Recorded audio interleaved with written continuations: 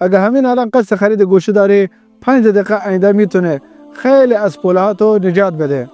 چون 90% گوشی هایی که الان تو بازار میفروشن ارزش خرید ندارن. بذار بهت بگم.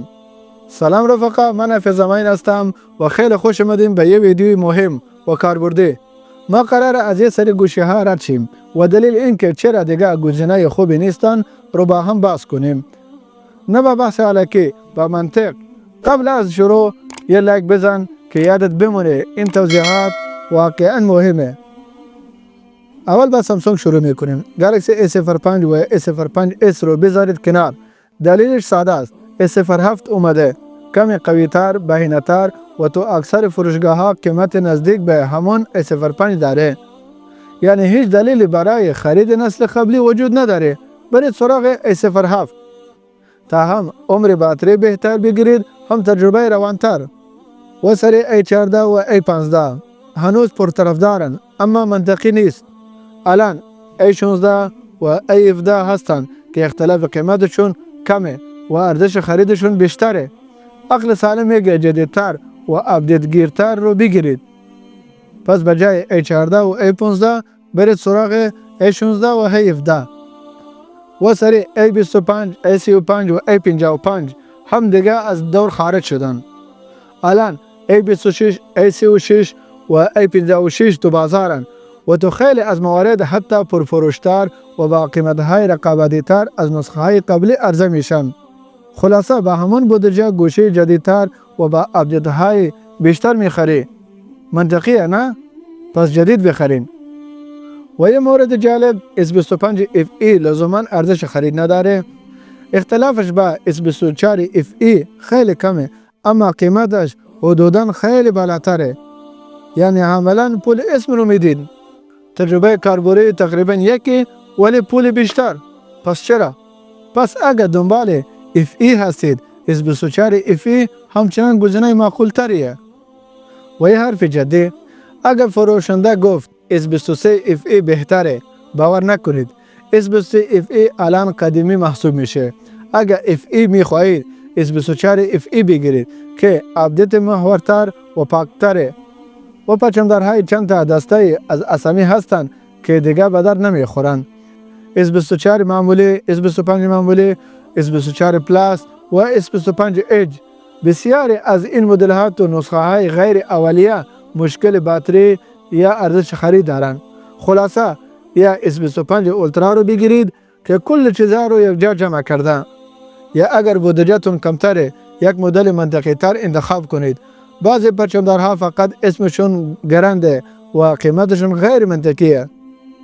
اگر بودجهتون واقعا نزدیک به S25 اولترا هست، همون رو بخرید و راحت 5 تا 6 سال استفاده کنید. و اگر پولتون کم است، همون S24 FE انتخاب اقلانه تره. عملکرد خوب و هزینه معقول. و یه نکته مهم، اگر الان هر کدوم از این گوشی ها رو دارید یعنی گوشیتون بده؟ نه. حرف من مخصوص کسی که الان میخواد گوشی بخره. برای خریداران جدید این توصیه کاربردیه. ولی اگر از قبل دارین با خوشی استفاده کنید، نه که باز برید عوض کنید. نوبت به اقتصادی های شامی رسید. ردمی 13C و 14C دیگر نخرید. ردمی 15C هست و بهتره. پوکو C85 هم دیگر منطقی نیست. برگردید سمت همون 15C. خلاصه تو طبقه اقتصادی مدل های جدیدتر بهتره و به صرفه ترن. و ردمی نوت 13 رو کنار بذارید. ردمی نوت 14 کارش قوی تره و قیمتش تقریبا همونه. ردمی نوت 13 پرو 5G و پوکو M6 پرو 5G هم اعلی دیگه انتخاب منطقی نیستن. ردمی نوت 14 پرو 5G تو همون قیمت بهترین ترکیب است. هم قیمت خوب، هم کارایی بهتر و روانتر. پوکو X6 و پوکو X6 پرو رو ویل کنید، چون پوکو XF و XF پرو اومده. خصوصا اختلاف پرو قیمت کمی داره ولی عملکرد بهتر میده و خیلی روانتر و پیشرفته تر است. برای سری M5 هم همینطوری است. همین جابجایی وجود داره. الان مستقیم برید سراغ FF. از همون اول تجربه بهتر داشته باشید. شاومی 14T پرو اول جذاب بود ولی الان کمیاب شده و قیمتش خیلی بالا رفته. با این پول میشه گزینه‌های بهتر و منطقی تر گرفت. مثلا S24 FE بسته به بازار. پس 14 تی پرو الان از لیست ارزش خرید خارج من شده. و رسیدیم به آیفون ها. آیفون 13 نخرید. آیفون 13 جدی میگن نخرید. بازار ایران پر از نسخه های ریپک و رفرش که ورشن شده و شیره بعضی کشیده شده.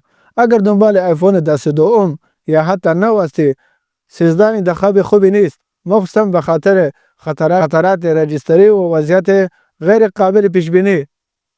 خب چه بخریم بجاش؟ بره سمت آیفون 16 معمولی یا آیفون 17 استاندارد. آیفون 17 نورمال واقعا در حد و اندازه است. چیپ قوی، دوربین بهتر و پشتیبانی نرم افزار مطمئن‌تر. پس نمیارزه پول زیادی بدی برای مدل های قدیمی تر. که البته من یه ویدیو اختصاصی برای سری آیفون ها دارم که بعد از این ویدیو میتونید اون ویدیو رو تماشا کنید که اگر قصد خرید گوشی های آیفون دارید. و یه گوشی دیگه که فعلا ارزش خرید نداره 16 پرو مکس است. هم الان گزینه ایدئالی نیست چون اختلافش با 17 پرو مکس خیلی جزئیه. اگر بخوای اینقدر پول بدی یکم بیشتر پول بذار برو سراغ 17 پرو مکس. آینده نگرانتره و از هر لحاظ 16 پرو مکس بهتره و عملکرد بهتر داره. فقط تو آیفون ها تو سری آیفون 13 خیلی احتیاط کنید. احتمال ریپک رفرش بالاست. مرسی که تا خیلی همراه بودید. اگر این ویدیو بهتون کمک کرده لایک و شیر و سابسکرایب یادتون نرفته و اگر نظری داشتید حتما تو کامنت ها بنویسید و حتما بنویسید که از چه گوشی استفاده میکنید. مخلص همتون. خدا نگهدار.